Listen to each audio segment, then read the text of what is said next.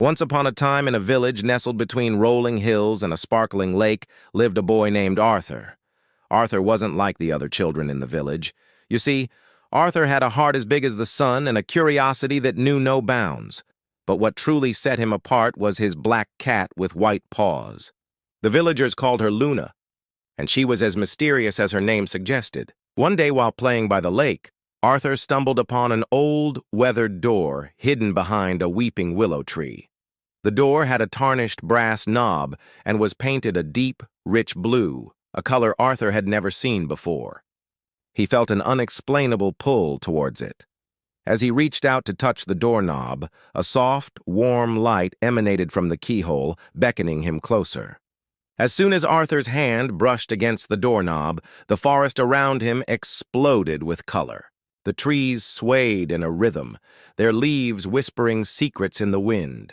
The flowers raised their heads as if in greeting, and the lake rippled with delight. Filled with wonder, Arthur turned to Luna, whose emerald eyes shone with an otherworldly glow. She purred, nuzzling against his leg as if sharing in his excitement. Together they stepped through the door and into another world.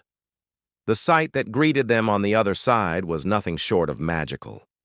Lush green meadows stretched as far as the eye could see, dotted with flowers that shimmered in every color imaginable. A babbling brook meandered through the landscape, and in the distance, Arthur could have sworn he heard the faint strains of a harp.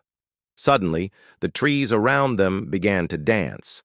Their branches intertwined in graceful movements, creating a living kaleidoscope of green and gold. The flowers swayed in harmony, their petals opening and closing in time with the trees. And then, to Arthur's utter astonishment, the brook erupted into song. Its melody was like liquid silver, cascading over the rocks and stones. As Arthur stood there mesmerized, he noticed that the trees, the flowers, and the brook weren't the only things that had come to life. Everything around him was imbued with a magical, almost sentient energy. The butterflies became winged fairies, flitting from flower to flower. The ladybugs transformed into tiny red-robed bishops, playing hide-and-seek among the leaves. Even the sunlight seemed to have a life of its own, filtering through the trees in golden threads. Then, from the corner of his eye, Arthur saw a family of rabbits. They weren't ordinary rabbits, oh no. They were musicians. The largest rabbit, presumably the father, was playing a tiny violin. His wife, I'm sure, was tapping her foot to the rhythm on a nearby drum. And their 3 children were blowing into dandelion flutes, their eyes sparkling with pure joy. Arthur couldn't help but smile. It was as if the entire meadow was one big, happy family, and he was lucky enough to be a part of it. He closed his eyes, letting the music wash over him. In that moment, he felt more alive than he ever had before.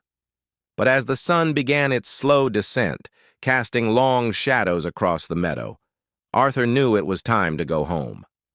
With a heavy heart, he turned to Luna. She nudged him, her eyes shining with understanding. Together, they retraced their steps to the old blue door, knowing that their magical adventure would always be there waiting for them. Back in the village, as Arthur recounted his tale to the townspeople, they listened with a mixture of amusement and skepticism. They couldn't understand how such a dull, ordinary door could lead to a world of magic and wonder. But Arthur knew the truth. He had seen it with his own eyes and felt it in his heart. There was magic all around them, in the rustling leaves and babbling brooks, in the laughter of rabbits and the song of the wind. All they had to do was open their hearts to see it. From that day on, Arthur's life was forever changed. He carried the wonder of the meadow in his heart, and whenever the world seemed too gray or too harsh, he knew he had a door, a magical door, where everything was alive and everything was possible.